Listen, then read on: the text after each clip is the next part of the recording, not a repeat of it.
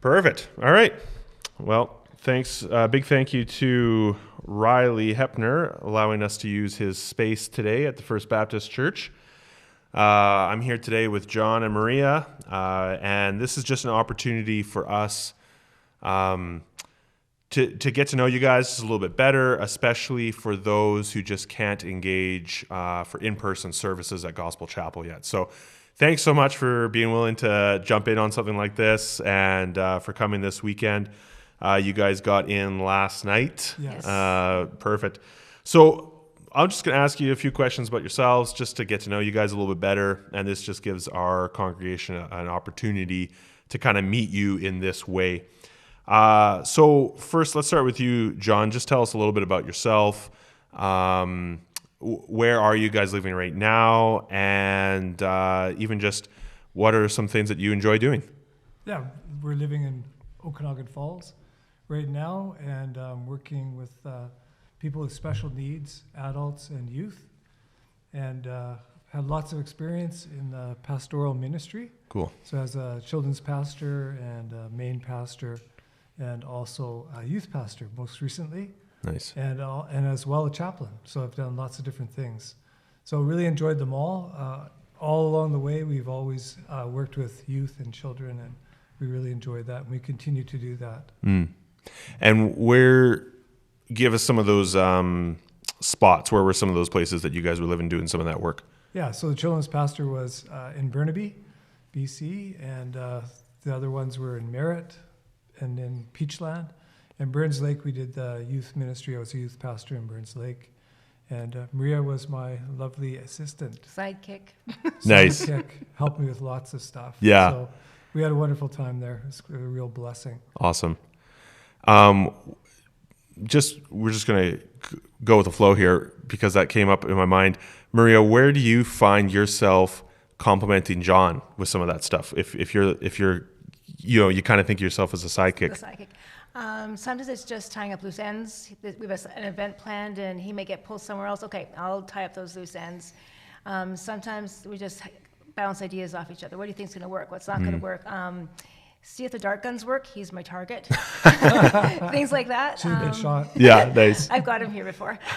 So just things like that, and just enjoying working together. We kind of bounce ideas off, and I guess, like I said before, and just, okay, is this going to fly or not? And just enjoying that time, and then to be at the event and see the kids enjoying it together. Yeah. That's just, okay, this is good. They're getting it. The light bulb's going off, kind of thing. Yeah. Cool. Yeah. So yeah, Maria, tell us a little bit about yourself. And you told us a little bit about some of your sidekick avenue, but what are you passionate about? And kind of even just a little bit about what are your hobbies or what are the things you enjoy doing, that kind of stuff. Okay.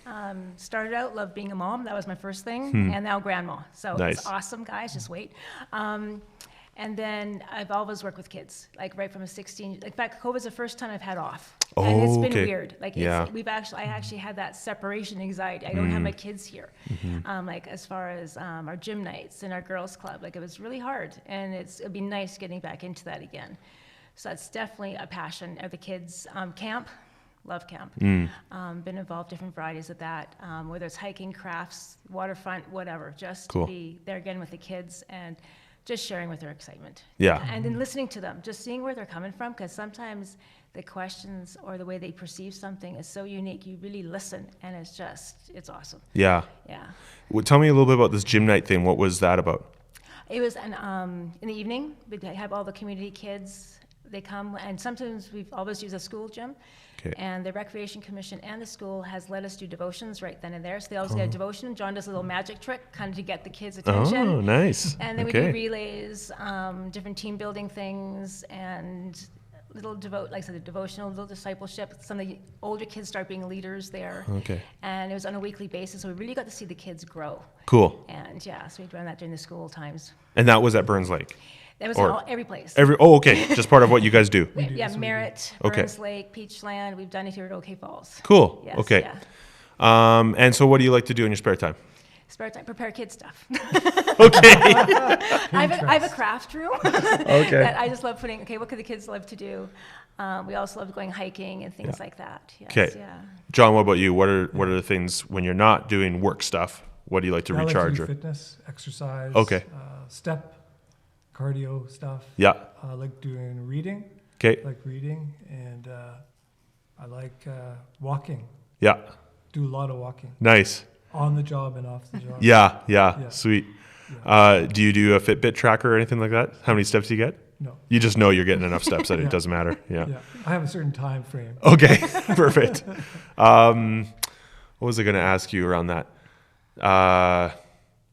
Yeah, some of that fun stuff that we like to do can be a good way to recharge, Yeah. so that we are staying healthy, Yes. outside of the work stuff, and Yeah. so that's really cool. I think the fitness end has been really helpful for me lately too. But having those ways to do that, I think, is great, and that's something that you guys like to do together too, right? Oh, yeah. Yeah. Yes, yeah. Yeah. Nice. Cool. So yeah, tell us a little bit about, I think you've kind of touched on this a little bit about your philosophy of youth ministry or children's ministry. Why is youth ministry important and children's ministry so important to you guys?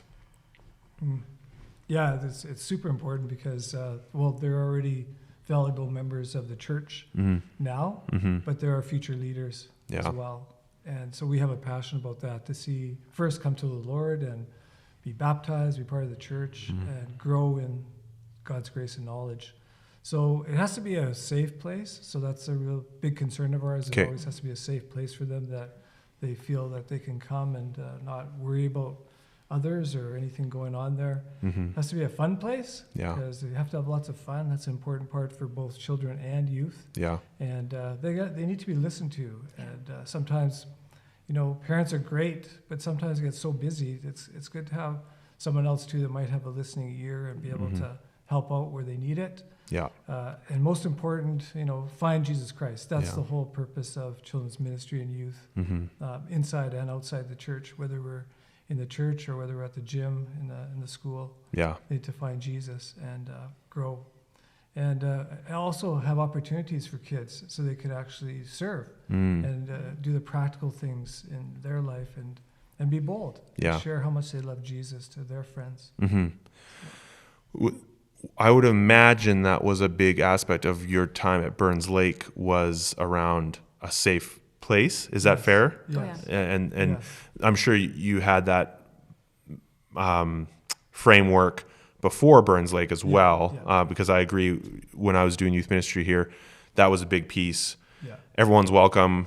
Doesn't matter what you believe or what you think. Right. We can all be here. This is what we believe, Yeah. but you're welcome to come and still not agree with us. That's okay. It's okay. But there was probably a little bit less so than maybe Burns Lake was of some of those other safety pieces. But did you notice having to deal with some pretty heavy stuff around that kind of stuff with students in Burns Lake? Or There was lots of barriers, Yeah. cultural Okay. barriers. Yeah. Yeah, so we had to overcome some of that. Yeah. They weren't connecting with each other. Okay. There was people being insulted and things like that. Yeah. There was another that was dealing drugs at one point Okay. before we got there, so we had to deal with some pretty serious issues Wow. with the kids, and we just wanted to make sure that was all taken care of, Yeah. so that others could come and join us and know that and hear the word. That's a safe place, and it's an awesome place. Yeah. To come. Yeah, and I think you've kind of hit on this a little bit, but I think, Maria, you said it too, but just this, how important it is for students to be able to be heard and have someone to talk to. And I think you made the comment about parents even being busy. I agree. I think one thing outside of that too, though, is it's just nice to be able to talk to another adult who isn't my mom or dad. Yes. Just not that I don't trust my mom and dad, Right. but maybe I need to talk to someone about my mom and dad. Yeah. And there's a piece there. I think you would agree that, as in youth ministry or children's ministry, you're an advocate for parents and you Yes. come alongside parents. Yes. But it is always nice for students to know that they can have someone who they can trust, that they can talk to. Did you guys find that was really, really difficult, or was that something that you guys were able to, like you said, break those barriers for students to go, okay, no, John and Maria, I can trust these guys. I can talk to them as a student and bring things to them. What was that like over wherever you were? Those barriers are broken down, and Yeah. things take time. for gaining that trust. Yeah. And part of that is, as Maria shared before, is just listening to them, Mm-hmm. letting them know how much you care about them, how much you love them, and Yeah.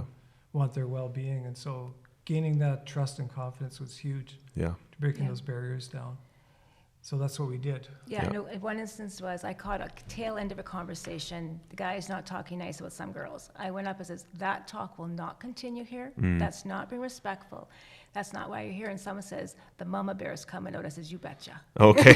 Yeah. Yeah. Like, we respect each other here. And I'm here for you guys too. But Yeah. that's not going to happen here. And that was received well, or No, no? they told me mama bear. And then later on they came and says, this one kid who he had a big group, but his group wasn't there, and he had to walk quite a few miles home. I says, we'll give you a ride home. He goes, no, I can do it myself. So I walked into the end of the property, pitch black. I'm going, do you want that ride? He goes, please. Okay. Yeah. So we had that. Yeah. Yeah.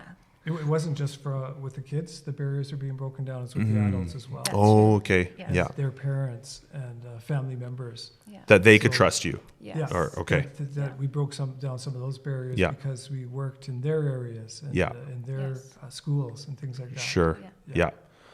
Do you feel like, and this isn't a right or wrong answer, but even how you can use your own home with youth ministry or children's ministry, have you done any of that, or do you have a different view on some of that? Does that come into play? When we've been looking at properties, we're going, where can I put my fire pit? That the kids can make s'mores. We've kind of been thinking that, how can we make this? Is there something here? So that's in the back of the mind, even when we're looking at property. Can we put a fire pit? Can we have the kids come in? Kind of a thing if the church is unavailable, or we just want to have a smaller group over. Definitely. Yeah. Yeah. And that's We've been always had like open home okay. policy. Okay. Yes, yeah.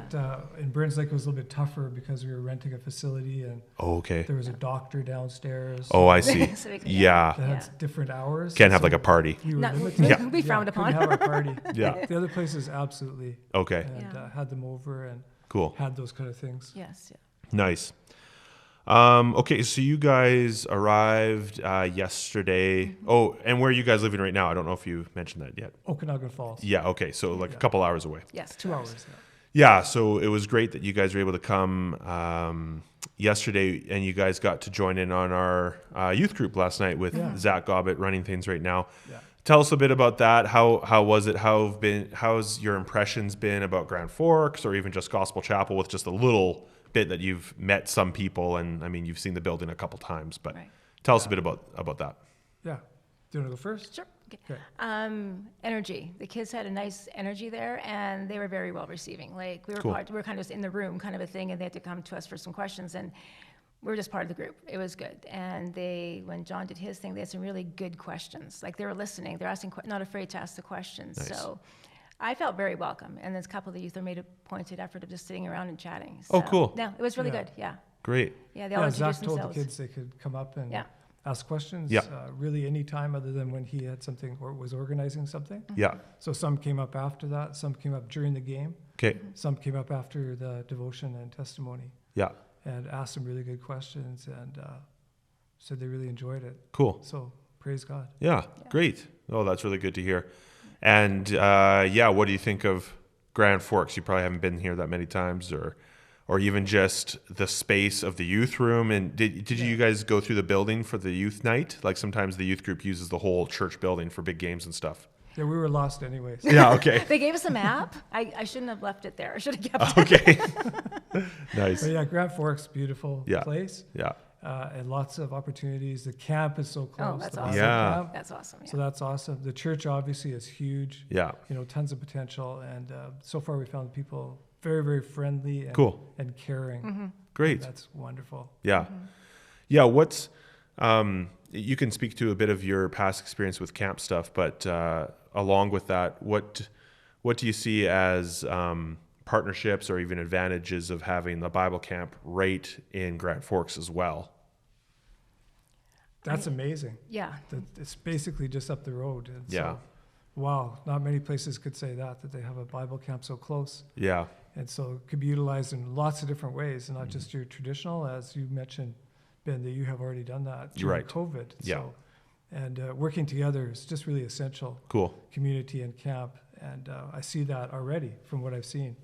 So Maria and I have lots of experience in camp and lots of different camps around BC. Yeah.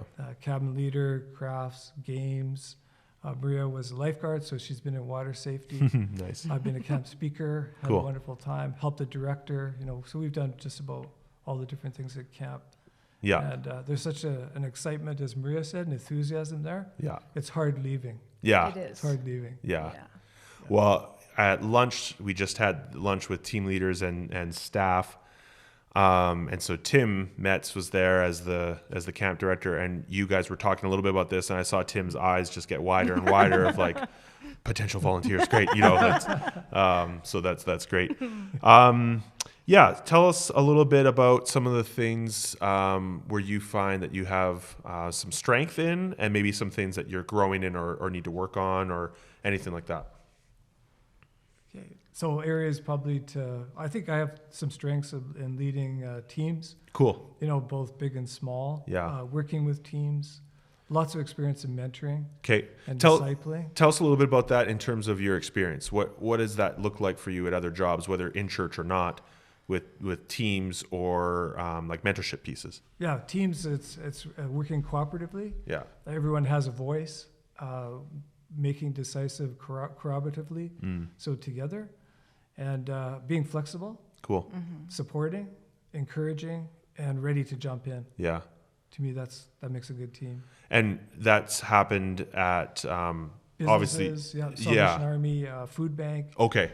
yeah, Yeah. other areas. I work with a team right now 'Kay. with the special needs Okay. people, and so we work as a team. We talk about things. Yeah. We try to figure out how we can best help individuals. Cool. So that's the teamwork. What was the other one? Leadership. Yeah, or even just the mentorship, Mentoring. like Mentorship? because mentorship Yeah. often is Yeah. is a smaller scale. It's Yeah. 1-to-1 or maybe Right. 1 to 2 or 3. Right. What has that It's been really like? essential to Yeah. mentor and, as a Christian to disciple. Mm-hmm. And so we do that partially by just being a good example for others and encouragement and walking alongside of them in the good times and also the tough times, Yeah. the bad times, Yeah. and not just abandoning them in their situation. So Yeah. it's hanging in there, it's being a role model, and it's sharing the word of God. Cool. Yeah, I just see so much potential at Gospel Chapel, and again, even kind of with the Pines, but certainly a lot of potential from ages 0 to 18 to be developing leaders and doing that discipleship piece.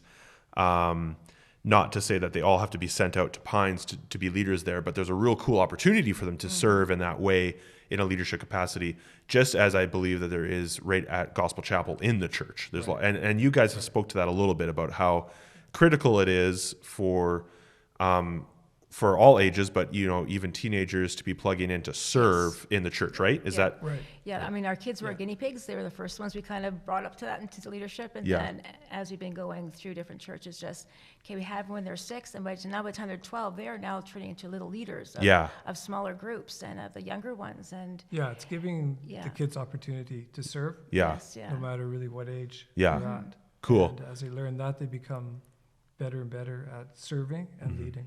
Yeah. Yeah, and I feel like Gospel Chapel's just on the cusp.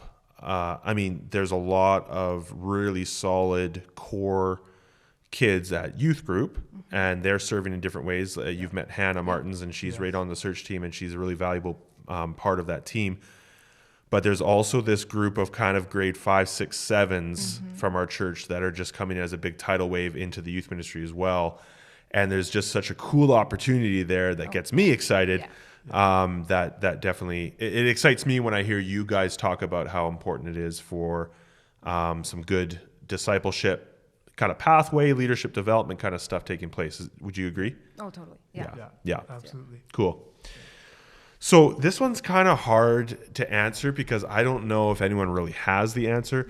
But the interesting thing that I think that's happened over COVID is it's kind of reshaped a lot of things of how we've done things maybe, or at least it's given us an opportunity to pause and look at it.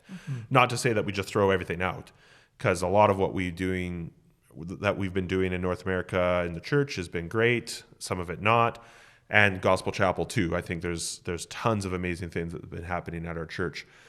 But when you look at the landscape maybe of youth ministry or children ministry specific, do you see anything for the future of youth ministry, or is that something that just might have to develop as you go?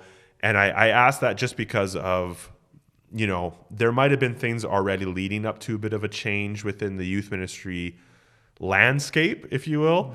And then COVID kind of blew things, and it made us at least look at it and go, okay, have we hit everything that we were hitting before? We just need to do that again? Or is there pieces that we go, okay, maybe we need to spend a little bit more time here or here? Does that kind of make sense?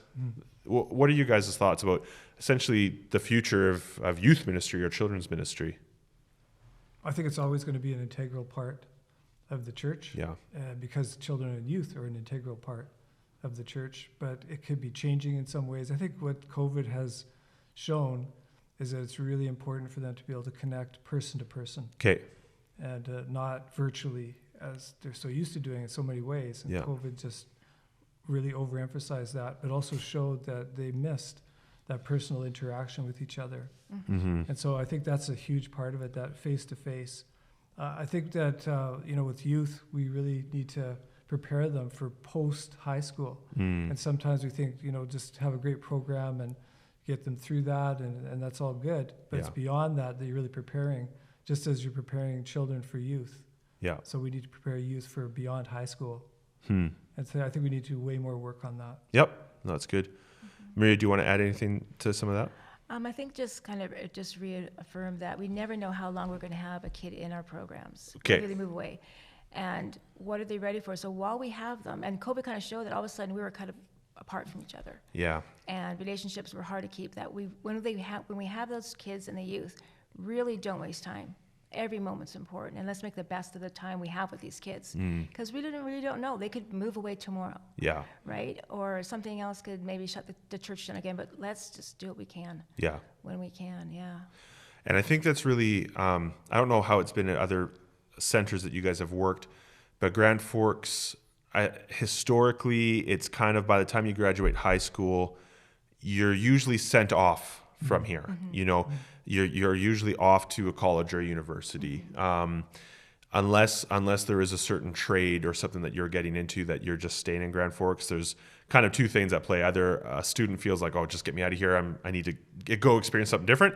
Or the only way for me to further my career path or where I want to go is I'll have to leave Grand Forks. So I like that you've kind of touched on that, because I think it is a key part is we're really sending them out in a big way.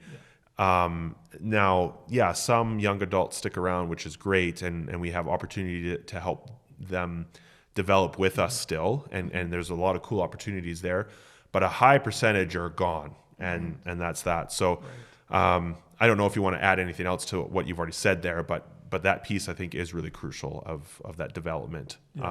Kind of that 0 to 18, if you had them that long. If you had them that long. Yeah. But most you won't. But, especially if you have some church core kids or family that are bringing their kids up through the church for that long, there's a cool opportunity there. But like you said, even it might be 3 years or 5 years that you kind of have them, or maybe even 1 year. Yeah.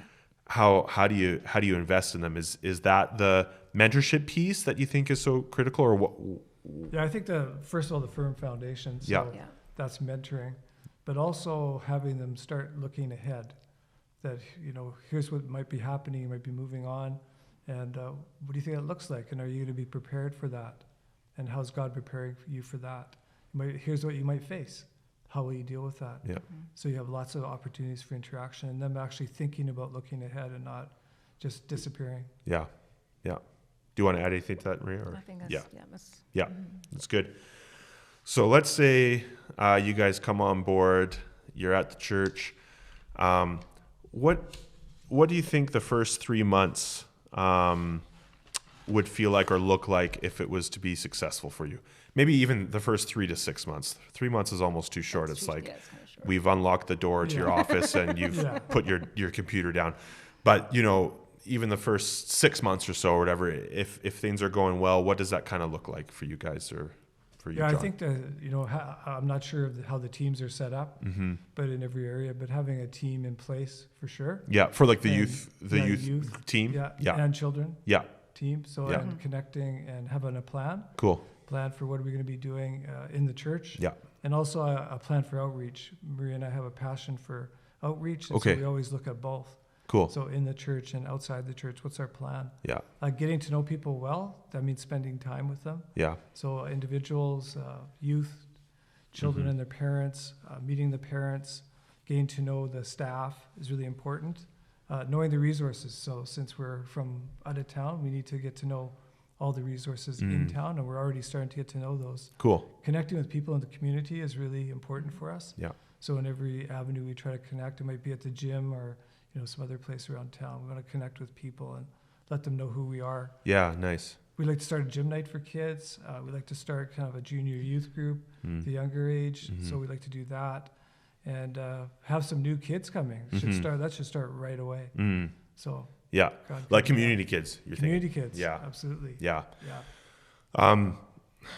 Yeah, I think you would find Grand Forks as a pretty tight community piece. Like, from what I've heard, I'm obviously biased and I have blind spots because I was born and raised here. But from what I've heard from people who move, they say two things. One, they say, oh, it's very friendly here, it's very welcoming, especially if they move from a big city, which that's been happening a little bit more from people from the coast, because you can actually live here and buy a house. Right. Yeah. Now it is getting more expensive across the board, but if you move from Vancouver, where a house is like $2 million, and you move here where it's less, it's like, oh, we could actually raise our family here. And especially now with more opportunities for people to work from home, people are kind of taking a second look at smaller communities, I think. Anyway, all that to say, they come in and they go, oh man, I never even knew my neighbor in Langley. But here, I knew my neighbor the first week they came over and welcomed us. I couldn't believe it. And on the flip side, I've heard both sometimes at Gospel Chapel, but also the wider community, it can be hard to break in because there is a bit of that tight-knit community. So it's a double-sided coin or sword where it's like, yeah, it's a great little community. It might be hard to break in. And so I think it's great that you have that mindset of, okay, how can we feed into what's going on in the community? Because there is a lot of different sectors in Grand Forks that are helping not only just children and youth, but all sorts of different things. And the collaboration piece, I think, is huge. Yeah. And so is that kind of what you're speaking to? Yeah. Yeah. Did you have anything else? Well, and I think one way we did in other communities was, it's called Friends in the Park. So on Sunday, we meet in the park. We've asked Save-On to help us with hot dogs in different places. And then we just have a skit, which is usually a fun skit that youth usually perform. But it's all done at the park, and there's hot dogs and races, and the community, you're all welcome. It's a kickoff. It's a kickoff in September kind Okay. of thing. Yeah. So, but that way we've approached some of the businesses, they get to know who we are. Yeah. The people know who we are, and we're just here to have some fun together. Yeah, come, please get to know us. Cool. Yeah. No, I think that's great. And I think there's been youth pastors at Gospel Chapel that were able to really break into the high school well and connect there. And then, unfortunately, along that timeline, the high school had some of their guards up with some of that, especially as a pastor and stuff. But I think there is some really cool opportunities for good partnership, because we're all in the same team with a lot of this stuff, is we want the best for teenagers Right. Yep. and their development and their upbringing and all that kind of stuff. Even if we don't all agree on all of the belief end of things, we still want the best for teenagers. And there could be a lot of cool opportunities to still partner in good ways there. So I think there's a lot of potential. Yeah. I think that's great. Okay, one of these questions that came up actually from one of our students, which I thought was good, was how would you run an effective youth program that's engaging for Christians but also welcoming to unbelievers? I mean, that's kind of what we're talking about now. Yeah. So speak to that a little I bit. think that's still, one of the main things to be safe. It has to be a place that they feel not just comfortable with, but know that their well-being is really being cared for by those who are leading it. So it needs to be a safe place. It has to be a relevant place. Yeah. So contemporary issues. We're thinking of right now, media has some excellent videos with teenagers themselves giving their scenario, whatever's happening at home and stuff that the teens can relate to. And then having some open discussions about that in a Bible study type format. Cool. So relevant. Time management, obviously we want to be careful of your times and not go on and on to be such a drag that those who are unchurched would not be interested anymore. So you have to be Sure. very careful about that. Yeah. and have a plan of invitation. How will we reach out to those? And often it's done, of course, through the kids. They spread the word. And so motivating the ones that are attending to do that is really a key part of this. Nice. Maria, do you want to add anything there? I know in the past we've just done, like, if some of our events we were having, like with, one was called The Amazing Race. So kids have seen The Amazing Race on TV. They kind of know maybe what they're up for. Yeah. And then we've made the church into that. Cool. So, okay, that's what we're going to be doing. Sounds like fun. Have a calendar out so they know what's upcoming. Yeah. It's not just kind of a thing. We prepared for them. So you guys know what's coming. Yeah. You're welcome to come, kind of a thing. Yeah. Yeah. Yeah. So I can't help but notice, and we've had this conversation before, we are interviewing John for this role in this position, but it's almost hard to talk about John without Maria, which Thank you. which is great. It's a good thing, but I think at the same time we want to make sure that we're clear that there's not this huge. Here's your job description and here's your job description. Right. You know, Maria, and you must hit all all of these things, and that's not what it's about. Right. But tell us, what do you think we could expect, because it seems that you're very, very interested in youth and children ministry. What are your thoughts around what that involvement might look like, and what you're passionate about with some of that stuff? Passive, I was like as far as the youth meetings and the gym nights, I like being there. I love being there. I mean, sometimes I'm going there and I'm exhausted, but I come home and I've been so blessed and I have so much energy that the kids have given me that you miss out a lot when you're not there. Yeah. So really, they're giving back more than we could ever give them. Yeah. In so many of those ministries. I love VBSs, like just to plan the summer events or whatever summer programs there are, or special events during the year. Just to have, okay, kids, come on, we're gonna have some fun here. Yeah. Here's what we're doing. Here's what we planned. Do you have any ideas? Like, take the kids' ideas and run with them too. And then they thought, hey, I thought of that. That's my idea. That's what they're doing. Yeah. And yeah, I like being involved. I like, cool. Yeah, it's just, like I says, we get blessed so much more than people miss out, I think, when they're not involved with it. That's my personal thing. And I like, he's pretty good to work with, so I like doing stuff with him. So. Well, it's good that you get along. Yeah, we get along. Yeah. I see it as Maria's passionately involved. Yeah. Yeah. So it's not a burden for her. Yeah. It's a joy. Yeah, and I want to be clear too that any person that has the job title, their spouse may or may not be really interested in it. Their gifts or skills or what the Lord has put on their heart could be totally different within serving in the church. It seems that it just so happens that both of yours kind of line up. Yeah. Is that correct? Kind of from the beginning. Yeah. It's kind of been, Yeah. So I mean that's a really cool thing. It's not necessarily like better or worse than any other couple that she's really into leading worship and he's really into youth ministry or whatever it might be. Right. But I just thought I would kind of ask some of that too. So that's great. Yeah. Tell us a little bit about you kind of already have, but even some of your greatest joys or frustrations working in ministry. And you've kind of been, I want to say this the right way. You've been out of like vocational ministry for a couple of years now, kind of over COVID, right? Yeah. So, but tell us a little bit about some of your greatest joys and some of those maybe harder things or frustrations working in like formal ministry. Yeah. So my greatest joy is seeing people come to know Jesus Christ. Cool.